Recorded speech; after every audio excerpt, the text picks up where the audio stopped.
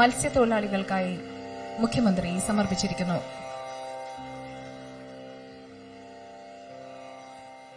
ആദരണീയനായ മുഖ്യമന്ത്രി ഉദ്ഘാടന പ്രസംഗം നടത്തുന്നതിനായി ക്ഷണിക്കുന്നു.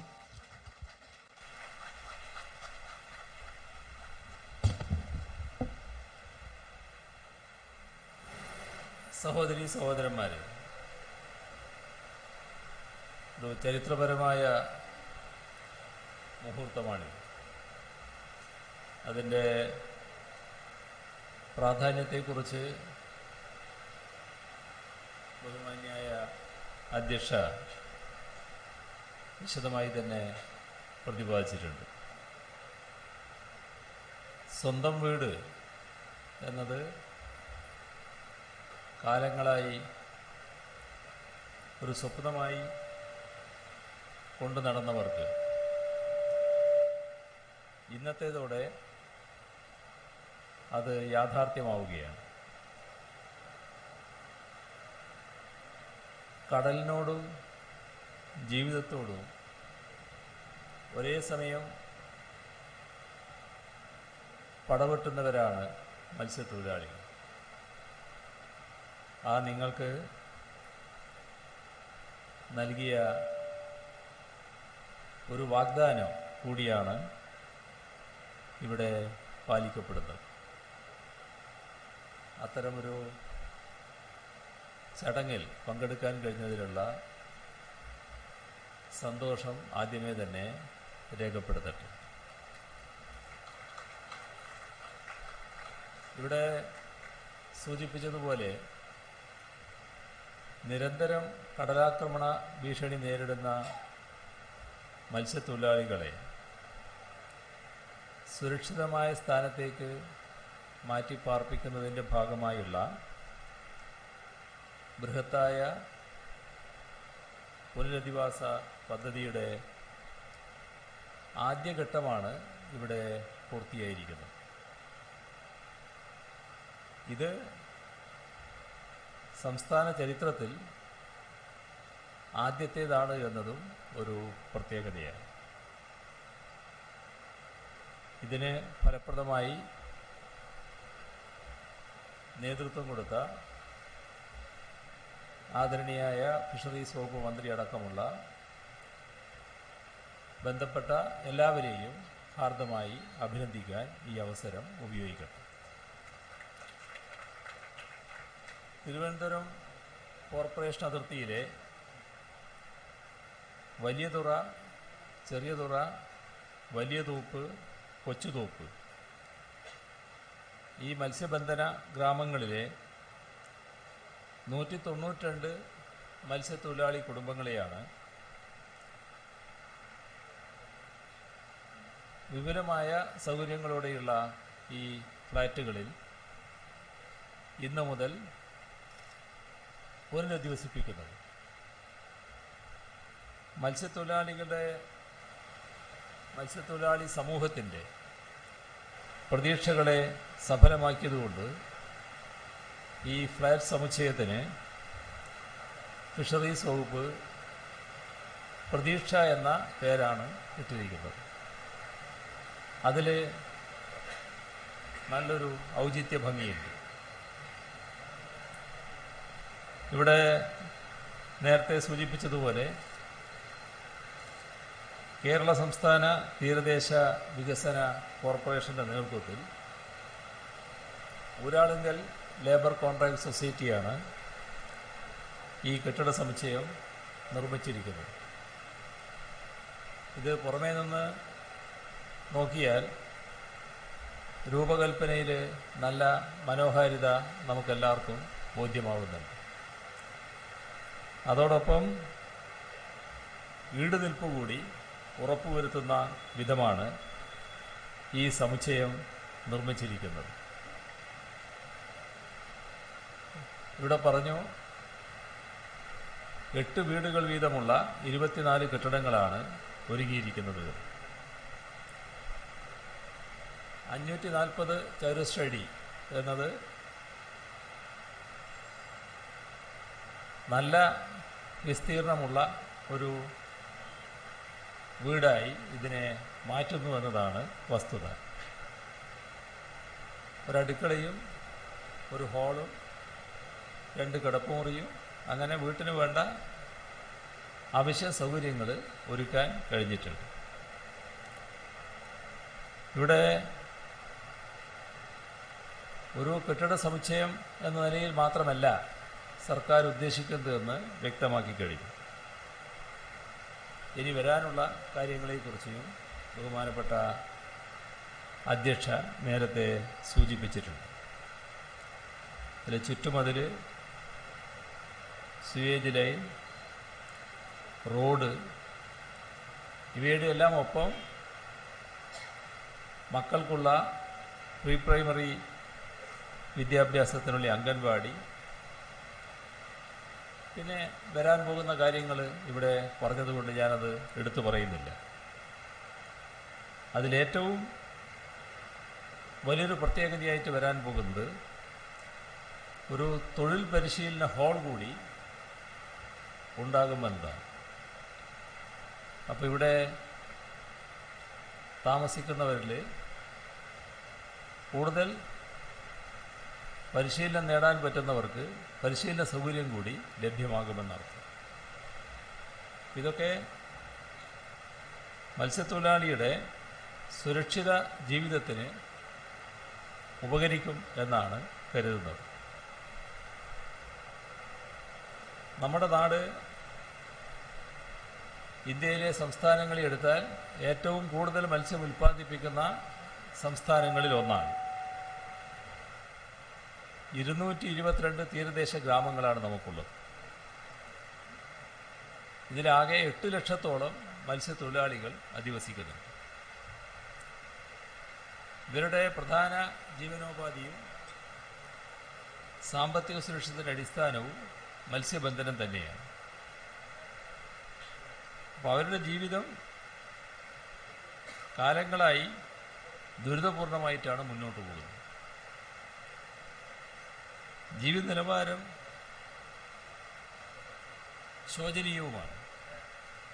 ശരാശരി നിലവാരത്തിൽ ജീവിക്കാൻ കഴിയുന്നില്ല എന്നത് തന്നെയാണ് വസ്തുത.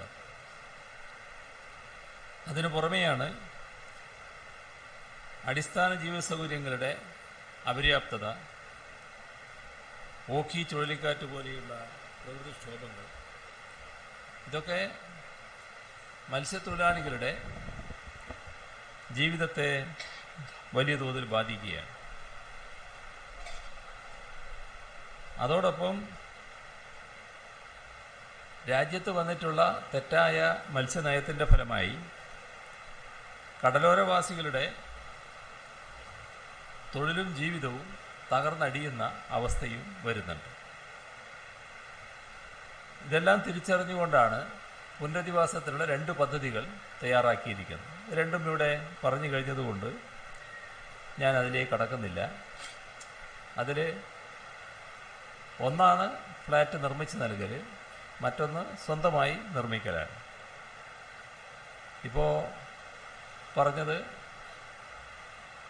ഇത്തരം ഫ്ലാറ്റുകൾ തന്നെ കിട്ടിയാൽ മതിയെന്ന് ആളുകൾ പറയുന്നുവെന്നാണ്. മത്സ്യത്തൊഴിലാളികളുടെ സുരക്ഷിതത്വത്തിനു വേണ്ടി നിരവധി പദ്ധതികൾ സർക്കാർ നടപ്പാക്കി വരികയാണ്.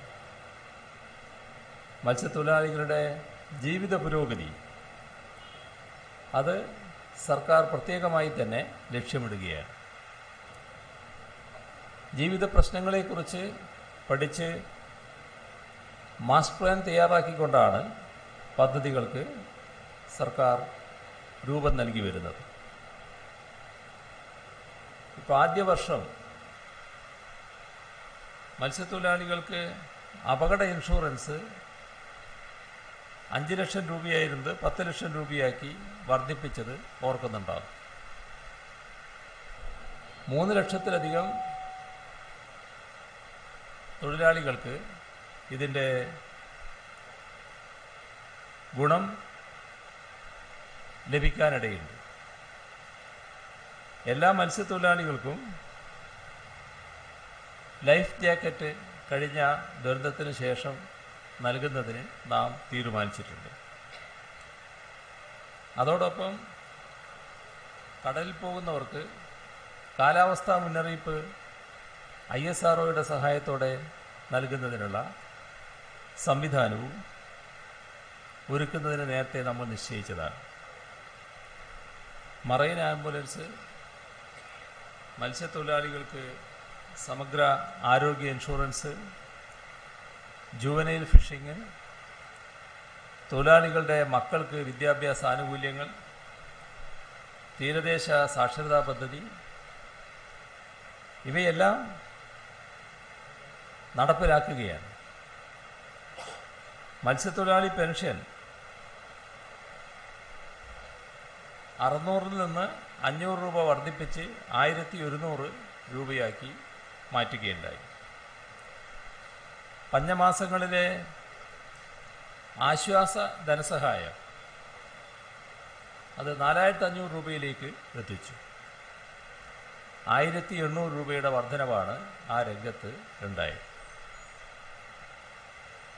ഓഖി ദുരന്തം ഇപ്പോഴും നാം ഞെട്ടലോടെ ഓർക്കുന്ന ഒന്നാണ്. അതിൽ അന്നത്തെ ദുരിതാശ്വാസ നിധിയിൽ നിന്ന് ദുരിതബാധിതർക്ക് 22 കോടി രൂപയാണ് നൽകിയത്. മരിച്ചവരുടെ ആശ്രിതർക്കും ദുരന്തത്തിൽപ്പെട്ട് ജീവനോപാധികൾ നഷ്ടപ്പെട്ടവർക്കും വീട് നഷ്ടപ്പെട്ടവർക്കും പുനരധിവാസ പാക്കേജിന് രൂപം നൽകിയത് നാം ഓർക്കുന്നുണ്ടാകും. ഓഖിയിൽ കിടപ്പാടം നഷ്ടപ്പെട്ട 72 മത്സ്യത്തൊഴിലാളി കുടുംബങ്ങൾക്ക് വീടും സ്ഥലവും നൽകുന്നതിനുള്ള പ്രവർത്തനങ്ങളാണ് നടക്കുന്നത്. മത്സ്യബന്ധന ഉപകരണങ്ങൾ നഷ്ടപ്പെട്ടവരുണ്ട്. അവർക്ക് 5 ഘട്ടങ്ങളിലായി നഷ്ടപരിഹാരം ലഭ്യമാക്കുന്നതിനുള്ള നിർദ്ദേശവും സമർപ്പിച്ചിട്ടുണ്ട്. ഓഖി ഘട്ടത്തിൽ മരണപ്പെടുകയോ കാണാതാവുകയോ ചെയ്ത മത്സ്യത്തൊഴിലാളികളുടെ മക്കൾക്ക് ഡിഗ്രി തലം വരെയുള്ള വിദ്യാഭ്യാസം സൗജന്യമായി നൽകാൻ നേരത്തെ നിശ്ചയിച്ചതാണ്. 14 കോടി രൂപയാണ് ഡിഗ്രി കഴിഞ്ഞവർക്ക് തൊഴിലധിഷ്ഠിത പരിശീലനം നൽകാൻ മാറ്റിവെച്ചിട്ടുള്ളത്.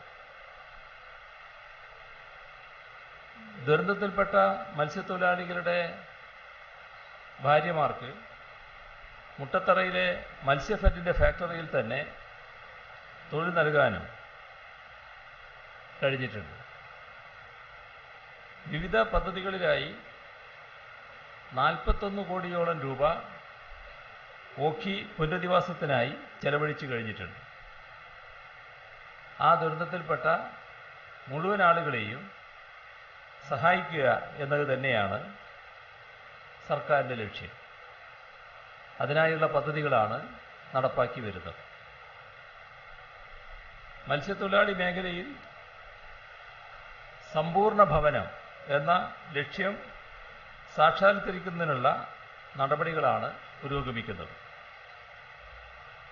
അടുത്ത 3 വർഷത്തിനുള്ളിൽ കേരളത്തിലെ ഭവൻ രഹിതരായ മുഴുവൻ ആളുകൾക്കും വീട് നൽകുക എന്നതാണ് ഉദ്ദേശിക്കുന്ന കാര്യം. അതിൽ എല്ലാ മത്സ്യത്തൊഴിലാളികൾക്കും ഭൂമിയും വീടും നൽകാൻ സാധിക്കും എന്ന് തന്നെയാണ് ഉറപ്പിച്ച് പറയാവുന്നത്. ഇതിൻ്റെ ആദ്യഘട്ടമാണ് ഇവിടെ നടന്നത്. പരമ്പരാഗത മത്സ്യത്തൊഴിലാളികളും അനുബന്ധ തൊഴിലാളികളും കരകയറാനാവാത്ത വിധം കഠിനമായ ജീവിത ദുരിതത്തിലേക്ക് വലിച്ചെറിയപ്പെടില്ല എന്നുറപ്പാക്കൽ സർക്കാരിൻ്റെ ബാധ്യതയായി സർക്കാർ കാണുകയാണ്. അതുകൊണ്ട് തന്നെ ഓരോ തൊഴിലാളിയുടെയും ജീവനും സ്വത്തിനും തൊഴിലിനും എല്ലാ തരത്തിലുമുള്ള സംരക്ഷണം നൽകുന്നതിനുള്ള നടപടികളുമായി സർക്കാർ മത്സ്യത്തൊഴിലാളികളോട് ഒപ്പം ഉണ്ടാകുമെന്ന ഉറപ്പാണ് ഈ ഘട്ടത്തിൽ നൽകാനുള്ളത്. ഈ ഫ്ലാറ്റ് സമുച്ചയം മത്സ്യത്തൊഴിലാളികൾക്ക് സമർപ്പിച്ചതായി അറിയിച്ചുകൊണ്ട് അവസാനിപ്പിക്കുന്നു. നിങ്ങൾക്കെൻ്റെ സ്നേഹാഭിവാദനം.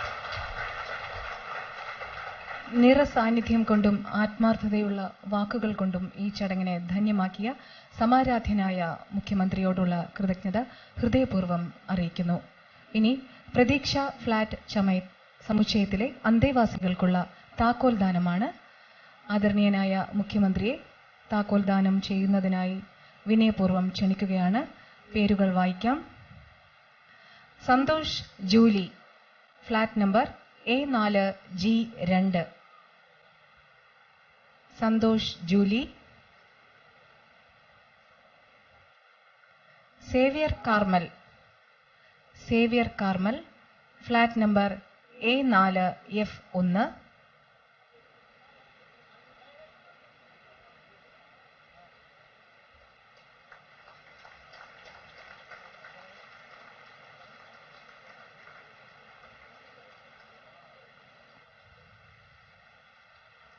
Xavier Carmel, flat number A4F1.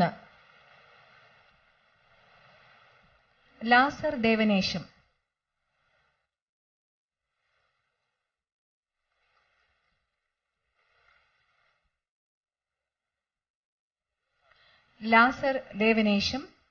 Flat number B1G1. Lazar Devanesam, flat number B1G1. Anna Victor,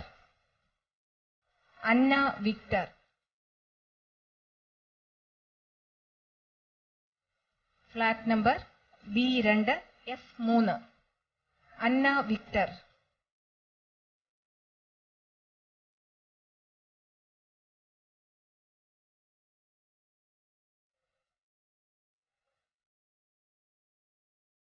Leela TC, Leela TC, flat number B4F4. Leela TC.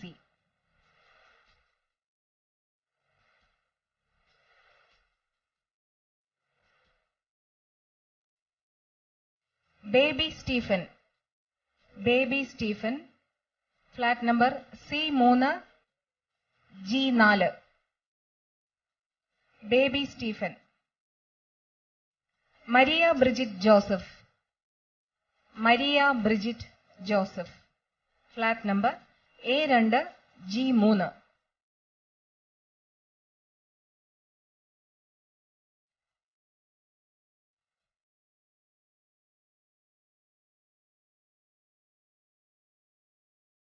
Beatrice Stephen, flat number C6F4.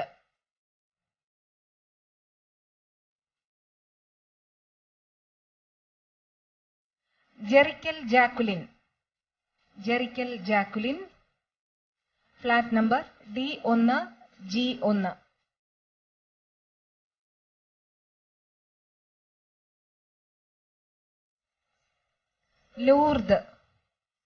Lourdes, flat number D5F2.